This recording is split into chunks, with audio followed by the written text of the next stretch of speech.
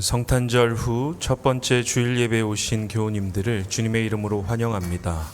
잠시 묵언으로 기도하시면서 오늘 예배 시작하겠습니다.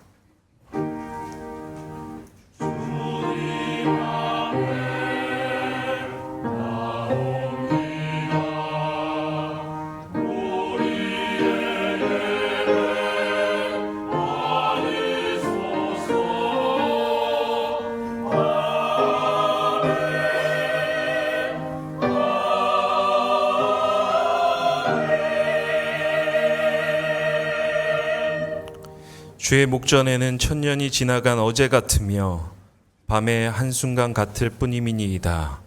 우리의 모든 날이 주의 분노 중에 지나가며 우리의 평생이 순식간에 다하였나이다.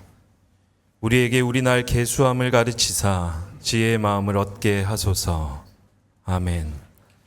가능하신 분들은 다 함께 일어서셔서 찬송가 550장 찬송하시겠습니다.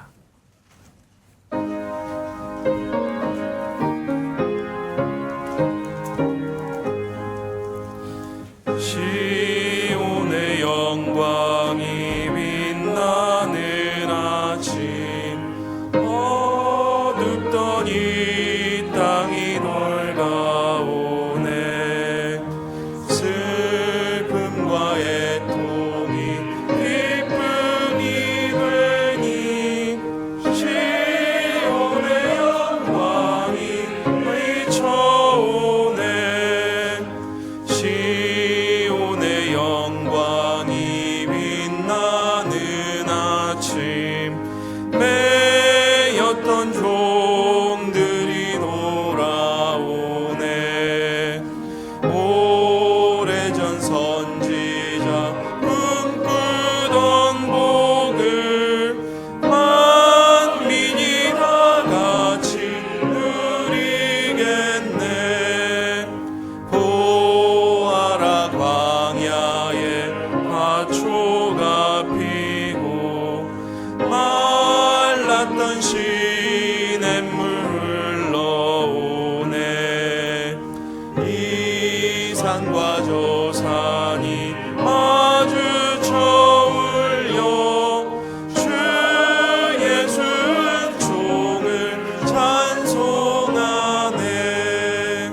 땅들아 바다야 많은 섬들아 찬양을 주님께 드리어라.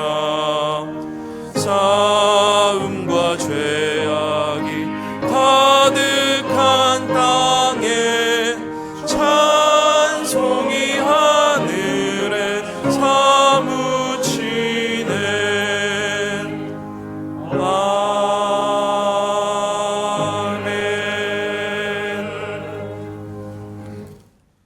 교동문은 64번 시편 148편입니다.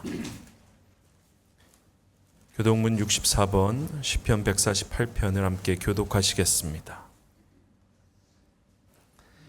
할렐루야. 하늘에서 여호와를 찬양하며 높은 데서 그를 찬양할지어다.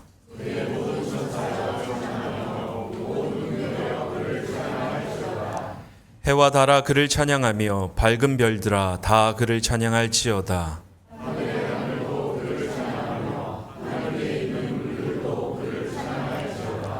그것들이 여호와의 이름을 찬양함은 그가 명령하심으로 지음을 받았음이로다.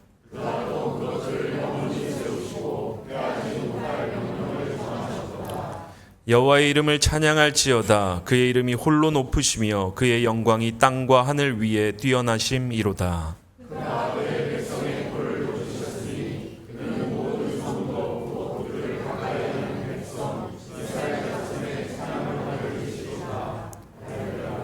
아멘. 다 함께 한 주간의 삶을 돌아보시면서 주보와 화면에 나와 있는 참회의 기도로 하나님 앞에 참회하시겠습니다. 사랑과 은혜가 충만하신 하나님, 세월이 너무도 빠르게 흘러 한 해가 저물고 있습니다.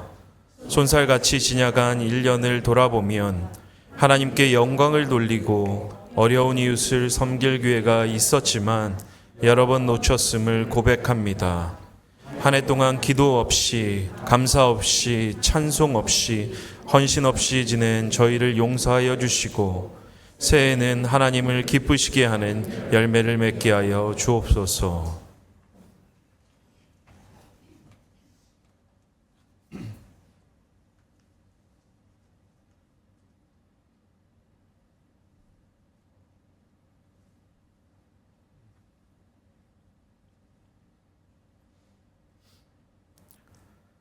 전능하신 하나님께서 우리를 사랑하셔서 우리 주 예수 그리스도를 통하여 모든 죄를 용서하시고 성령을 통하여 선하게 살 힘을 주십니다. 이제 주님의 평화를 누리십시오. 아멘. 앞뒤 좌우분들과 함께 평화의 인사 건네시겠습니다. 주님의 평화가 함께 하십니다.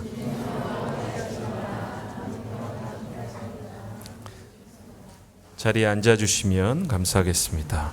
사도신경으로 우리의 신앙을 고백하시겠습니다. 나는 전능하신 아버지 하나님, 천지의 창조주를 믿습니다. 나는 그의 유일하신 아들, 우리 주 예수 그리스도를 믿습니다. 그는 성령으로 잉태되어 동정녀 마리아에게서 나시고 본디오 빌라도에게 고난을 받아 십자가에 못 박혀 죽으시고 장사된 지 사흘 만에 죽은 자 가운데서 다시 살아나셨으며 하늘에 오르시어 전능하신 아버지 하나님 우편에 앉아 계시다가 거기로부터 살아있는 자와 죽은 자를 심판하러 오십니다. 나는 성령을 믿으며 거룩한 공교회와 성도의 교제와 죄를 용서받는 것과 몸의 부활과 영생을 믿습니다. 아멘.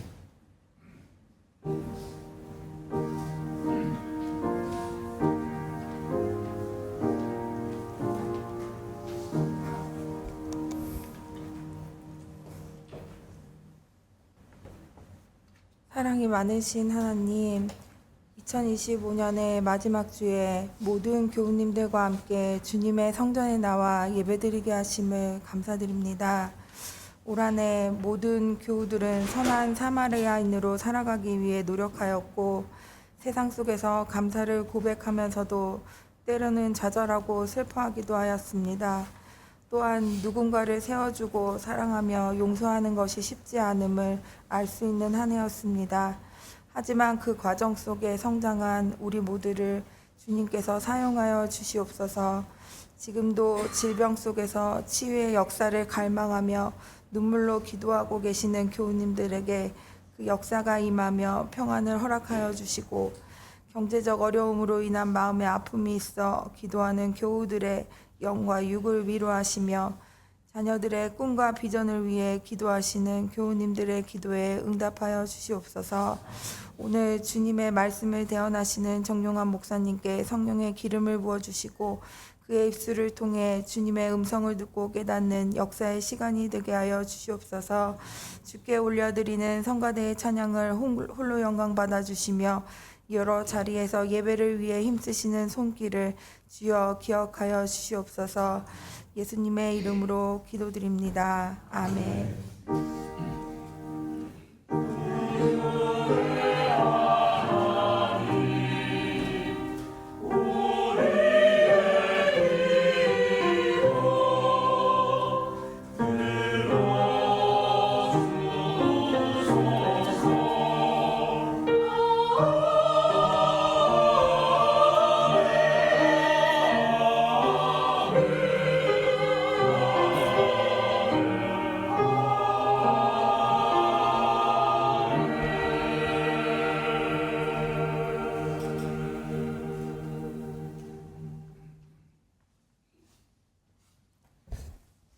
오늘 우리에게 주시는 하나님의 말씀입니다. 예언서의 말씀은 구약성서 1056쪽, 이사야 63장 7절에서 9절까지의 말씀입니다. 예언서의 말씀은 구약성서 1056쪽, 이사야 63장 7절에서 9절까지의 말씀입니다.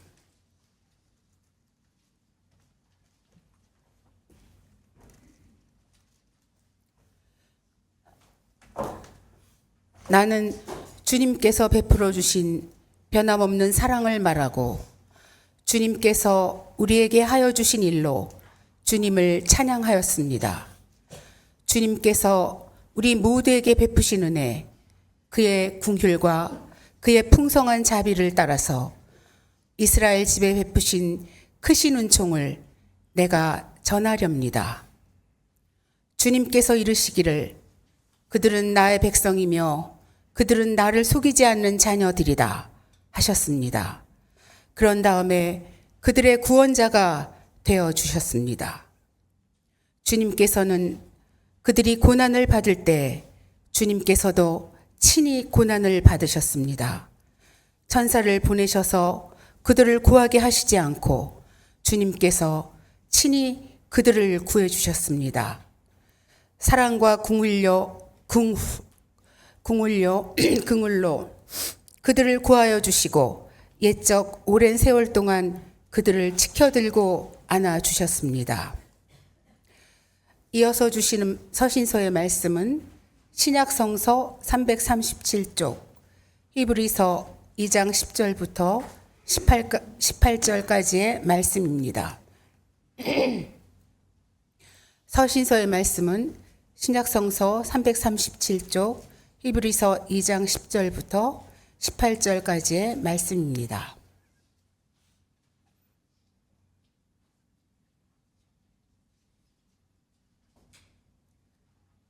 하나님께서는 만물을 창조하시고 만물을 보존하시는 분이십니다.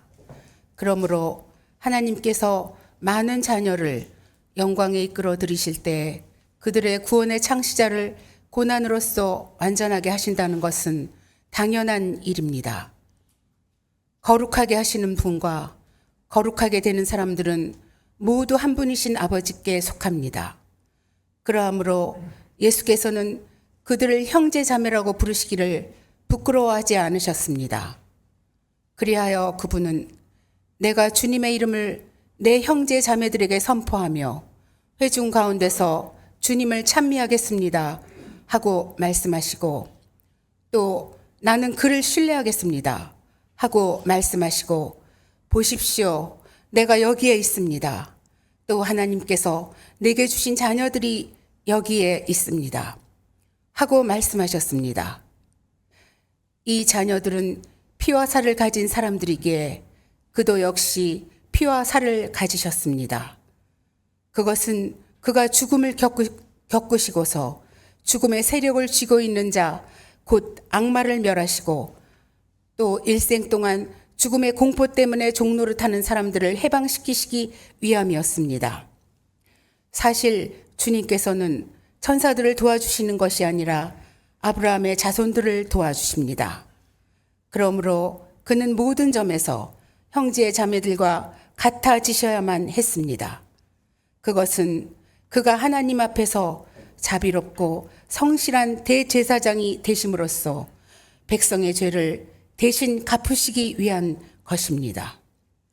그는 몸소 시험을 받아서 고난을 당하셨으므로 시험을 받는 사람들을 도우실 수 있습니다. 이는 우리에게 주시는 하나님의 말씀입니다. 아멘.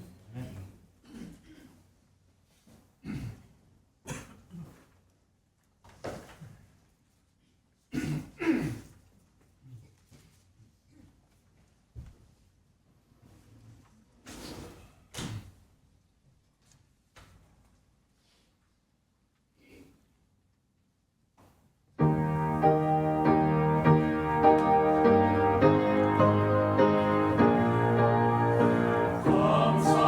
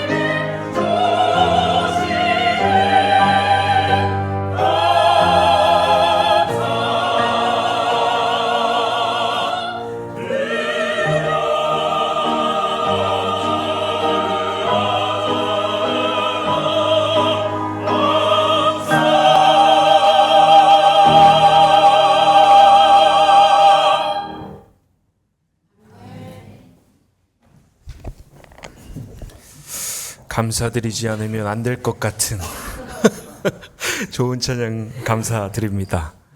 오늘 우리에게 주시는 복음서의 말씀은 마태복음서 2장 13절로부터 23절의 말씀입니다. 마태복음서 2장 13절로부터 23절을 봉독해 드리겠습니다. 박사들이 돌아간 뒤에 주님의 천사가 꿈에 요셉에게 나타나서 말하였다. 헤롯이 아기를 찾아서 죽이려고 하니 일어나서 아기와 그 어머니를 데리고 이집트로 피신하여라. 그리고 내가 너에게 말해줄 때까지 거기에 있어라. 요셉이 일어나서 밤사이에 아기와 그 어머니를 데리고 이집트로 피신하여 헤롯이 죽을 때까지 거기에 있었다. 이것은 주님께서 예언자를 시켜서 말씀하신 바 내가 이집트에서 내 아들을 불러냈다 하신 말씀을 이루시려는 것이었다. 헤롯은 박사들에게 속은 것을 알고 몹시 노하였다. 그는 사람을 보내어 그 박사들에게 알아본 때를 기준으로 베들레헴과 그 가까운 온 지역에 사는 2살짜리로부터 그 아래의 사내 아이를 모조리 죽였다. 이리하여 예언자 예레미야를 시켜서 하신 말씀이 이루어졌다. 라마에서 소리가 들려왔다. 울부짖으며 크게 슬피 우는 소리다. 라헬이 자식들을 잃고 우는데 자식들이 없어졌으므로 위로를 받으려 하지 않았다. 헤롯이 죽은 뒤에 주님의 천사가 이집트에 있는 요셉에게 꿈에 나타나서 말하였다. 일어나서 아기와 그 어머니를 데리고 이스라엘 땅으로 가거라. 그 아기의 목숨을 노리던 자들이 죽었다. 요셉이 일어나서 아기와 그 어머니를 데리고 이스라엘 땅으로 들어왔다. 그러나 요셉은 아켈라오가 그 아버지 헤롯을 이어서 유대 지방의 왕이 되었다는 말을 듣고 그곳으로 가기를 두려워하였다. 그는 꿈의 지시를 받고 갈릴리 지방으로 물러가서 나사렛이라는 동네로 가서 살았다. 이리하여 예언자들을 시켜서 말씀하신 바 그는 나사렛 사람이라고 불릴 것이다 하신 말씀이 이루어졌다. 이것은 우리에게 주시는 하나님의 말씀입니다. 아멘. 저희 오랜만에 오신 원로 목사님이신 정용환 목사님께서 나오셔서 복된 성탄절이라는 말씀을 증언하실 때 큰 은혜 받으시길 바랍니다.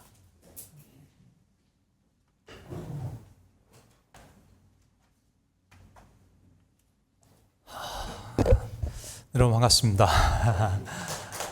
네, 박수의 의미가 무엇인지는 모르겠습니다만 제외의 기쁨을 하나님께 감사드린다라는 박수로 이해하겠습니다.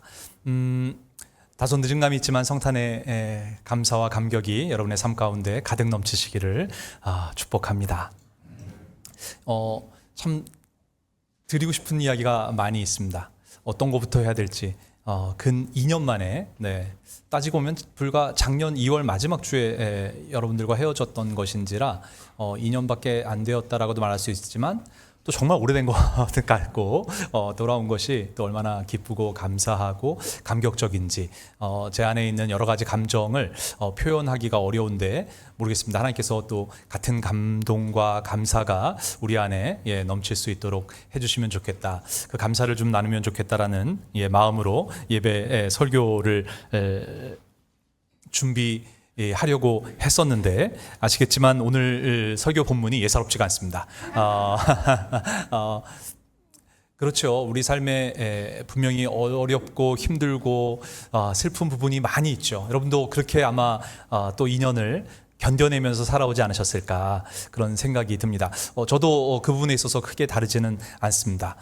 아시겠지만 제가 무슨 영문인지 아들만 셋이지 않습니까? 네, 그래서 제주도와 함께 또 지난 2년을 살아내는 것이 분명히 녹록지 않았습니다. 여러 가지 또 뜻하고 계획한 것들이 있었지만 또 되는 것도 잘 없었습니다. 그렇지만 그 안에서 또 씨름하면서 하나님께서 은혜 주심으로 지금까지 많은 일들이 있었지만 그럼에도 감사합니다 라는 것으로 대변할 수 있는 일들이 있습니다.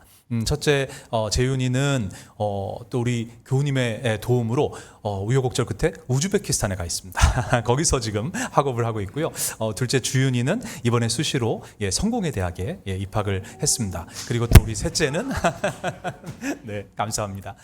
셋째도 이제 중학교를 마치고 고등학교로 진학을 하게 되는 상황 속에서 제가 농담 반 진담 반으로 나중에 제가 실제로도 이 고향 쪽에다가 좀 이사를 와서 제가 삼회교회 성가대 대원으로 신앙생활하는 게 꿈인 거 모르시죠? 그래서 그러니까 그건 바람으로 그런 바람을 가지고 집도 알아보고 그다음에 고등학교도 알아보고 했었는데 말씀드렸듯이 주윤이의 또 진학이라든지 여러 가지 상황으로 이번 2월 말에 중동으로 그 부천의 중동으로 이사를 결정해서 그런 중동도 가까워요. 네, 그런 상황들을 놓고 살아왔습니다. 나름대로 이런저런 삶의 이야기들을 나누는 것, 그것만으로도 또 여러분들의 눈빛을 보고 얼굴을 보는 것만으로도 그 어떤 설교를 하지 않아도 참 오늘 은혜가 되는 예배가 되지 않을까라는 기대감을 가지고 왔고요. 저는 사실은 지금 이 순간 이것으로 제 할 몫은 다 한 것 같습니다. 저는 충분히 기대했던 은혜랄까, 그야말로 여러분들을 뵙는 것만으로 얼마나 힘드셨을까, 어려우셨을까, 치열했을까. 그런데 여전히 변함없이 이 예배의 자리를 지키시고 계신 여러분들의 모습이 가끔씩 제가 영상으로나 사진으로 보면 이제 여러분들이 이제 뒤통수만 봤거든요. 근데 이 자리에 서서 여러분들의 얼굴을 보는 것이 얼마나 큰 위로와 격려와 힘이 되는지 모르겠습니다. 여러분들이 잘 견뎌내셨구나. 저도 나름 애썼는데 그것을 확인하는 것만큼 중요하고 또 더 큰 의미가 무엇이 있을까라는 생각을 해보게 됩니다. 병상에서 또 여러 가지 이 삶의 문제들을 우리 정 목사님과 함께 또 듣고 기도하며 이 시간을 맞이하게 되었는데 정말 저야말로 정 목사님과 함께 이 믿음의 공동체를 지켜내시고 주님께 이 예배 공동체를 섬겨주신 여러분들께 정말 표현할 수 없는 또는 우레와 같은 갈채를 보내드리고 싶은 것이 제 솔직한 심정입니다. 얼마나 기쁘고 감사한지 모르겠습니다. 그런데 이 성탄절을 준비하고 있는 과정 때문이었는지 모르겠는데 성서 정과가 오늘 마태복음 2장으로 저에게 주어졌더라고요. 그래서 감사와 기쁨을 표현하고 싶었는데 성서 정과에 따른 마태복음의 2장은 첫 번째 이 크리스마스가 얼마나 슬펐는지를 보여주고 있어서 기쁨과 감사 동시에 슬픔을 묵상하는 설교를 준비할 수밖에 없었습니다. 그리고 또 감사하다면 감사한 것은 이번 제가 지난 3월부터는 연세대학교 대학교의 동영 목사로 사역을 하고 있지 않습니까? 네, 그래서 공교롭게 이번 성탄절에 저보고 설교를 해달라고 해서 제가 미리 오늘 할 설교를 예행 연습을 다 하고 왔습니다. 그래서 오늘 설교는 진짜 좋을 거예요. 네. 이미 예행 연습 어디 가서 하시면 안 되고 대학교의 교우님들은 또 나름대로 은혜를 받으셨기를 바랍니다만 첫 번째 성탄이 얼마나 슬펐을까는 오늘 말씀을 통해서 여러분 예상하셨으리라 믿습니다. 예레미야의 예언이 예수님의 탄생을 통해서 이루어져 버렸잖아요. 이스라엘 역사를 조금만 좀 더 우리가 복기하면 이 예언이 얼마나 무게감 있게 다가왔을지를 좀 짐작해 보실 수 있을 텐데 이스라엘은 12지파로 이루어졌고 그 12지파는 다 아시듯이 야곱의 12아들을 기원으로 두고 있지 않습니까? 그런데 이 12지파가 공교롭게 북과 남으로 분단이 되는 아픈 역사가 있었어요. 그런데 그 분단의 역사 가운데 아픈 가족사가 이렇게 결부되어 있습니다. 뭐냐 하면 남유다와 북이스라엘이요. 남유다는 어떤 지파들로 이루어져 있냐면 남유다는 기본적으로는 남유다는 유다 지파와 베냐민 지파가 중심을 이루고 있고요. 그 12아들 중에. 그리고 북이스라엘은 나머지 아들들. 그런데 그 아들들 중에 사실은 요셉의 경우는 두 아들 모두가 다 12지파의 우두머리가 되었지 않습니까? 그렇죠? 므낫세하고 에브라임은 요셉의 아들이었음에도 불구하고 야곱의 손자임에도 불구하고 창세기 48장에 요셉에게 특별한 축복을 통해서 그의 아들인 므낫세하고 이 지파는 12족장의 반열에 올라갈 수가 있었습니다. 그런데 이 12지파가 북과 남으로 나뉘어지면서 요셉의 아들이었던 므낫세하고, 제가 어디라 그랬죠? 에브라임과 므낫세는 북이스라엘 지파였고 베냐민은 남유다에 속해 있다고요. 근데 왜 이게 아픈 가족 사이냐면 요셉과 베냐민은 누구의 아들이죠? 야곱의 4부인 중에서 라헬의 아들 손자들임에도 불구하고 분단을 통해서 북으로 남으로 찢어졌던 아픈 역사가 있었습니다. 그러니까 또 역사적으로 이스라엘에게 있어서 진짜 어머니는 누구라고 여겨졌을까요? 라헬이라고 여겨졌습니다. 그랬던 라헬의 자손들이 이 바벨론의 침공으로 인해서 북쪽도 남쪽도 이제 다 바벨론으로 끌려가는 신세가 되었습니다.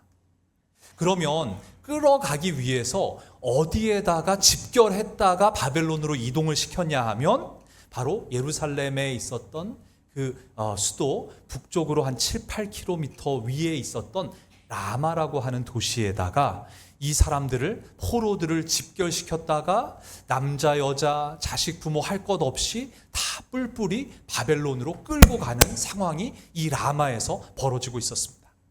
그러니까 이 라마에서 이미 수천 년 전에 죽은 라헬이 울고 있었다라는 것은 뭐예요? 이 민족의 멸절, 파멸 속에서 북이고 남이고 어떤 아들일 것 상관없이 다 이제 바벨론으로 끌려가는 이 신세를 자신들 모두의 어머니로 상징되는 라헬이 울고 있습니다 라는 예언이 예수님의 첫 번째 크리스마스에 다시금 이루어졌구나 라고 하는 말씀을 마태가 적고 있습니다. 예수님이 태어나셨을 때 당시 동네에 있었던 2살 이하 모든 아이들이 죽고 말았습니다. 매해 크리스마스가 되면 그날 죽음을 맞이해야 했던 아이들의 부모들은 얼마나 힘들고 아프고 슬펐을까요? 그들은 그래서 라헬이 라마에서 울었던 그 예언이 우리의 삶 가운데 이루어졌구나 라고 절망하고 좌절하고 아파하며 슬퍼했을 것입니다. 그런데 예레미야의 예언은 사실은 여기서만 끝나지 않습니다. 35장 그 하반절을 읽어보면 그 라마에서의 슬픔이 어떻게 될 것인지에 대해서도 예레미야가 예언해주고 있습니다. 여러분, 오늘 읽지는 않았지만 어떤 예언이 뒤따르고 있을까요? 그 슬픔이 슬픔만으로 끝나지 않을 것이기에 우리는 여전히 하나님 안에서 소망과 희망을 가져야 합니다라는 이야기를 해주고 있어요. 그러니까 같은 맥락에서 마태도 우리가 라마에서의 그 슬픔처럼 베들레헴에서 이 모든 아이들이 죽음을 맞이한 그 슬픔이 사실은 예수님의 탄생을 통해서 다시 한번 승리로, 희망으로, 소망으로 전복될 것이다라는 것을 이야기해주고 있는 것이죠. 그러니까 성탄에 가져야 하는 감정이 기쁨과 감사만일 수는 없어야 되는 게 맞겠더라고요. 제가 올 한해 이런저런 과정 속에서 성탄절에 슬픔을 이야기했던 소년을 만날 기회가 있었습니다. 그 소년이 썼던 시를 여러분들에게 소개를 먼저 해주려고 하는데요. 덕진이가 또 이렇게까지 수고를 해줄 줄은.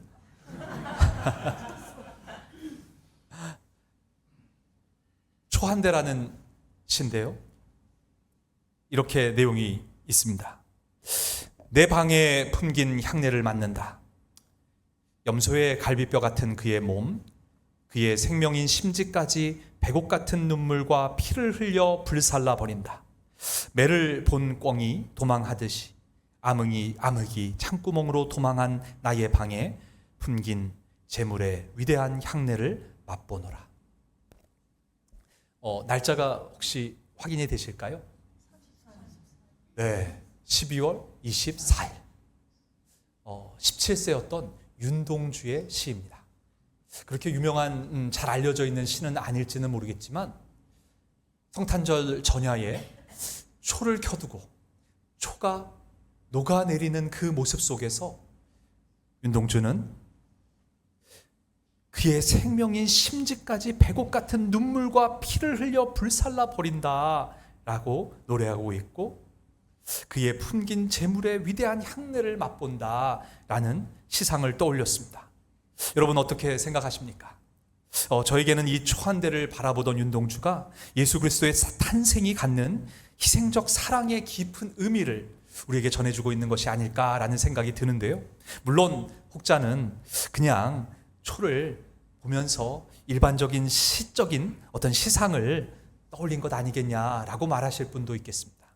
하지만 이 시상이 12월 24일에 왔다라는 것은 여전히 매우 공교롭습니다. 그런 윤동주가 1938년 연희 전문학교에 입학했을 때 대학식교 신입생으로서 마땅히 누려야 할 기쁨과 감사, 희망과 기대감이 있어야 될 터인데, 그때 발표했던 또 시 한 수가 참 우리의 마음을 아프게 합니다. 그가 바라봤던 조성과 한성이 그에게 이런 시상을 떠올리게 했습니다.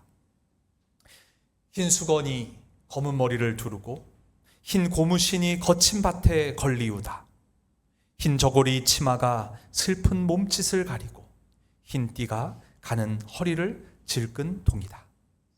신에게 이 조선이 말이죠, 검은 머리, 거친 발, 슬픈 몸짓, 가는 허리로 다가왔고, 그 몸을 흰 수건, 흰 고무신, 흰 저고리, 흰 띠가 버티고 있는 우리 조선이 그렇게 슬픈 족속으로 윤동주에게는 다가왔습니다.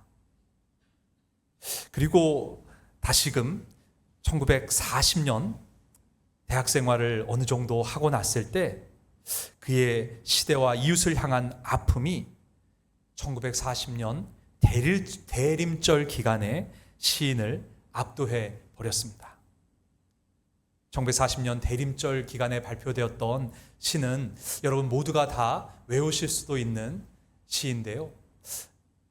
윤동주는 예수님의 그 팔복을 묵상하면서 그해 대림절에 이런 시를 우리에게 남겨주었습니다. 슬퍼하는 자는 복이 있나니, 슬퍼하는 자는 복이 있나니, 슬퍼하는 자는 복이 있나니, 슬퍼하는 자는 복이 있나니, 슬퍼하는 자는 복이 있나니, 슬퍼하는 자는 복이 있나니, 슬퍼하는 자는 복이 있나니, 슬퍼하는 자는 복이 있나니, 저희가 영원히 슬플 것이요. 당시 윤동주가 느꼈던 일본 제국의 힘은 1세기 초대교회 성도들이 경험했던 로마 제국과 많이 닮아 있었을 것 같습니다.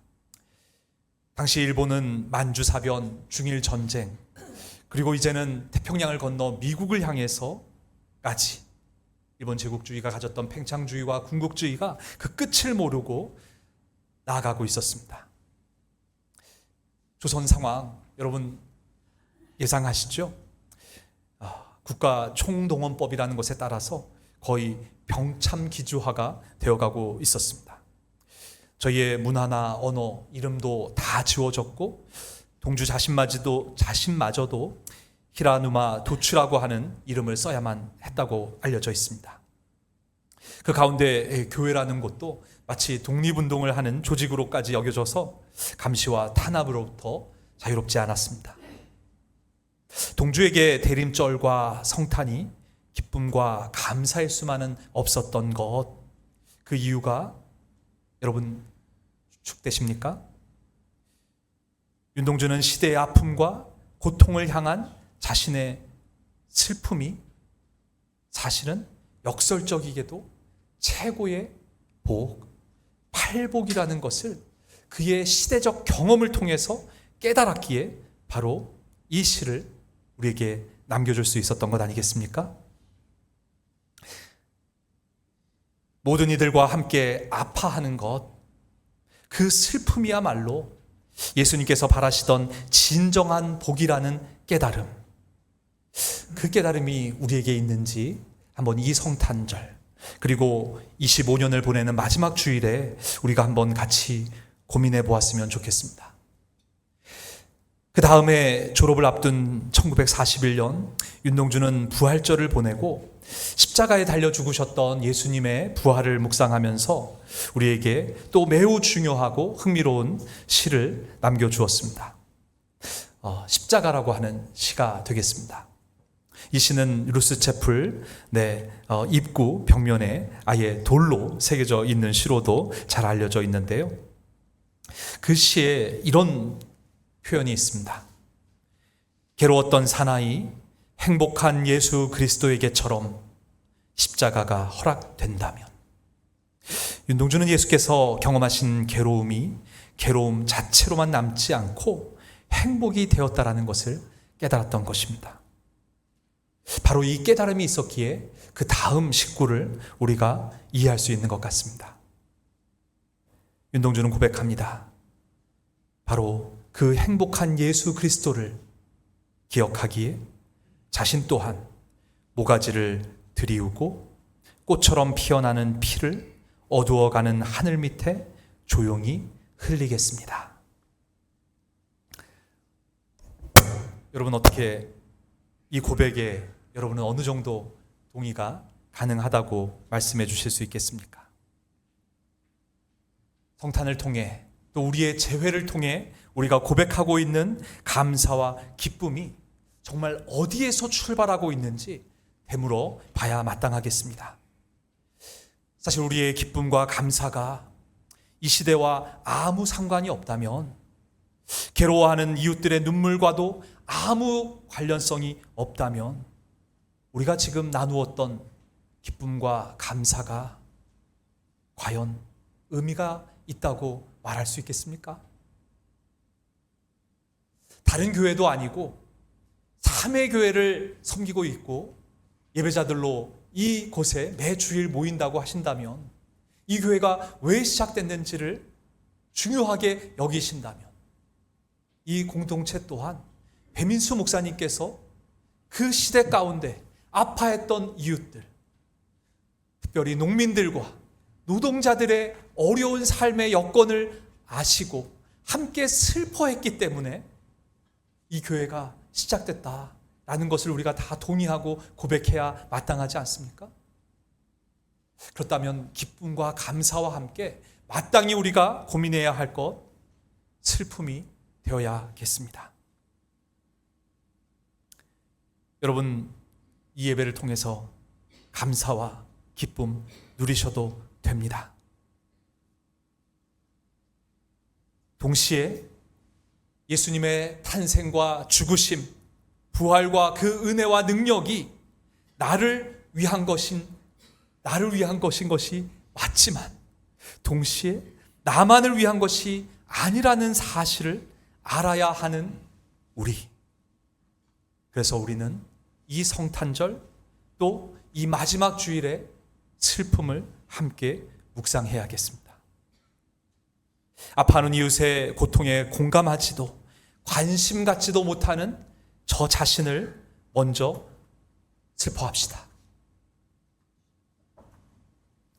성탄의 진정한 기쁨과 감사, 교회됨의 그 의미를 이 땅 가운데 온전히 전하지 못한 저와 우리 교회의 연약함을 또한 슬퍼합시다. 주님을 믿는다는 것이 더 이상 우리만의 잔치로 남지 않고 허울뿐인 기쁨과 감사로 머물지 않도록 이 땅을 향해 아파하시는 하나님의 마음을 기억하며 우리 슬퍼합시다. 그 슬픔이야말로 윤동주가 고백했던 진정한 복이기 때문입니다. 저도 이 슬픔을 묵상하면서 뒤돌아보니까요, 제가 어떻게 이 이웃들과 슬퍼했다고 감히 이야기할 수 있을까라는 질문을 해보았습니다. 한 가지 공적으로 제가 고백하고 자랑할 수 있는 것 한 가지는, 제가 그렇게 아파하는 이웃들과 신앙적으로는 마땅하다고 이야기를 하면서 살아왔다라고 고백은 할 수 있겠는데, 실천적으로 함께 할 수 있었던 것은 삼회교회를 와서 섬겼기 때문이 아닐까라는 생각을 합니다. 그리고 지금까지 감사한 것은, 제가 사실은 여러분들 삼회교회 와서 알게 되고 함께 동역해 나가고 있는 아시아의 친구들이라는 공동체에서 지금까지도 함께 하고 있습니다. 아시아의 친구들에서 제가 활동하고 있는 이유는 정말 삼회교회가 아니면 여전히 해석이 안 되는데요.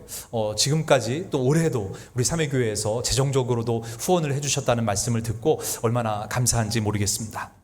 저도 후원도 하고 또 이렇게 저렇게 아시아의 친구들을 통해서 이 땅에 찾아온 이주 노동자들과 또 이주민들을 섬길 수 있는 것이, 어쩌면 윤동주가 시대 가운데 함께 슬퍼하자고 했던 슬픔을 제 삶 속에서 실천하는 것이 아닐까라는 생각으로 계속 이 사역에 동참하고자 마음먹고 있습니다.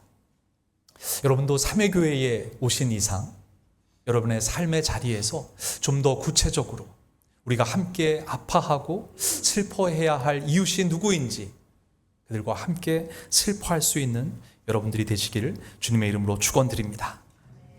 윤동주의 시로 설교를 마감하겠습니다.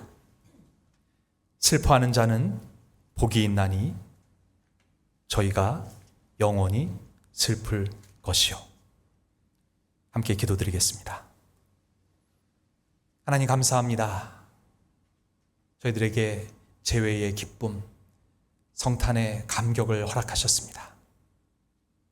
이것이 저희들의 것만으로 머물지 않게 하시고 이 지역사회를 향해, 이 나라와 이 민족을 향해 슬픔 가운데, 아픔 가운데 그들과 연대할 수 있는 믿음의 사람들 모두 되도록 인도하여 주옵소서. 오늘도 말씀해 주심에 감사드리며 예수님의 이름으로 기도드립니다. 아멘.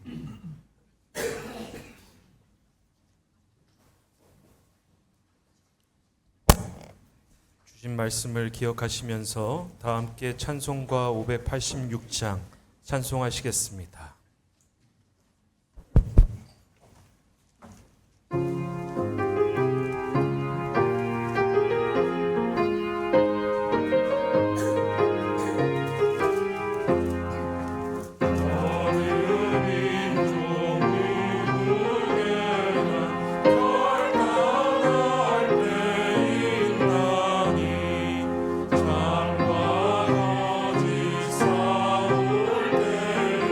주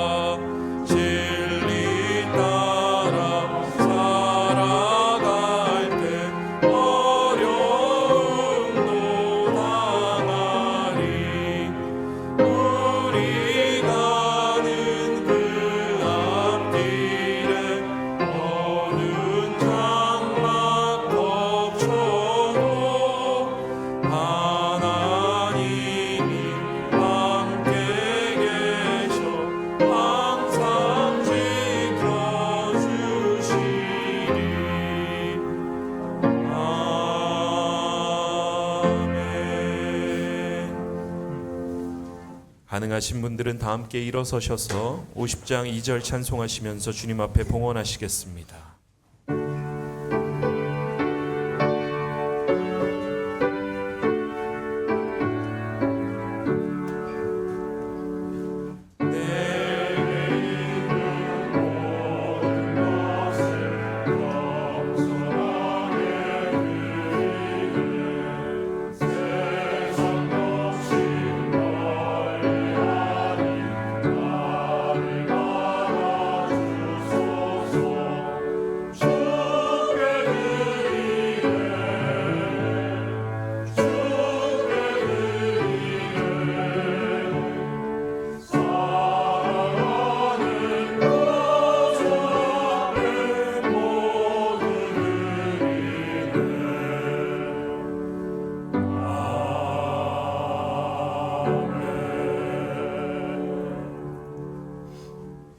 말씀하시고 그 말씀을 이루시는 신실하신 하나님, 우리로 오늘 하나님의 전에 나와 하나님 앞에 예배하며 주님의 말씀을 듣게 하시니 감사드립니다.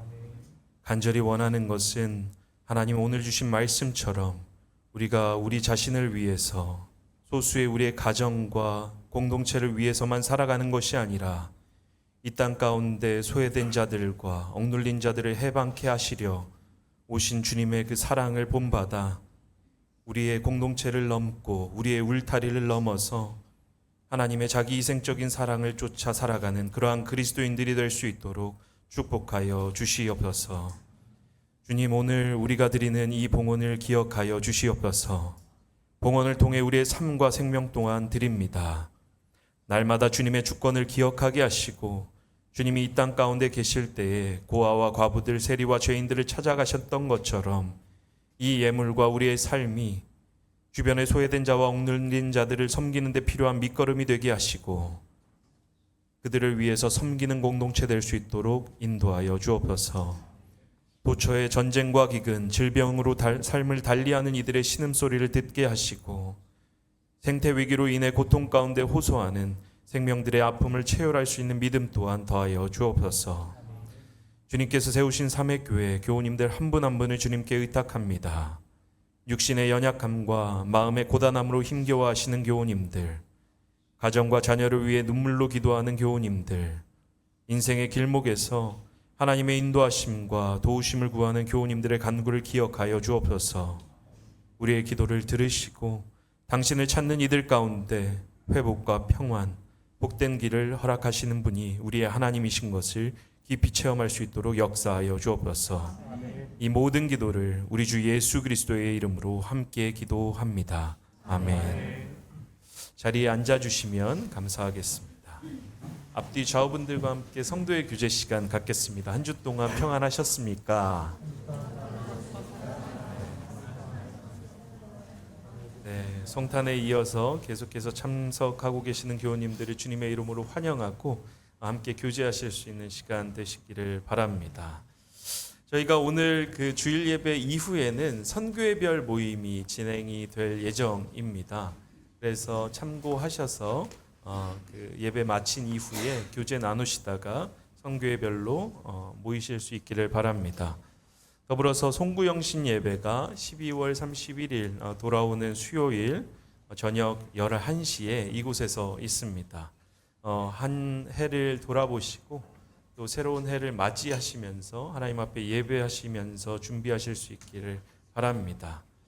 더불어서 저희 오늘 설교해 주신 정용환 목사님 뿐만 아니라 저희 사모님과 아드님 두 분도 이제 함께 참석하셨습니다. 잠시 일어서 주시면 박수로 또 환영하고 축하하는 시간 갖겠습니다.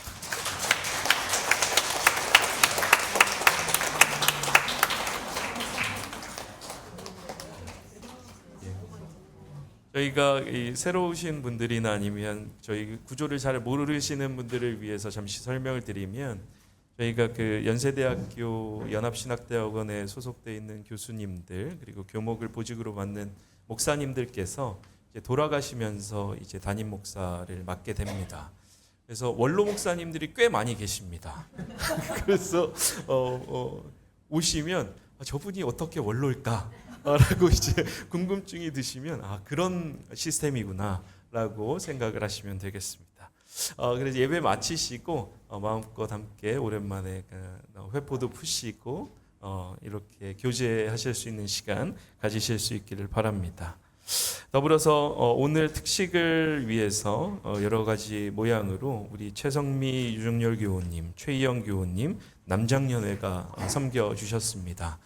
교회를 대신해 감사하다는 말씀을 드립니다. 나머지 교회 소식들은 교회 주보를 참조하시고 가능하신 분들은 다 함께 일어서셔서 주기도문으로 찬송하신 이후에 정용환 목사님의 축도로 예배를 마치겠습니다.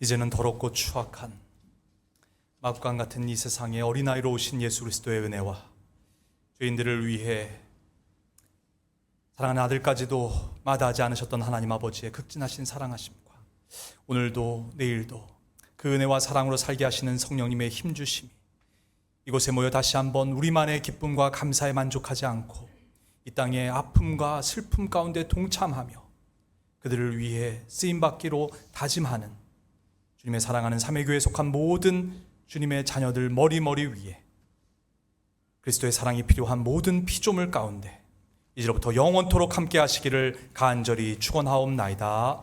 아멘.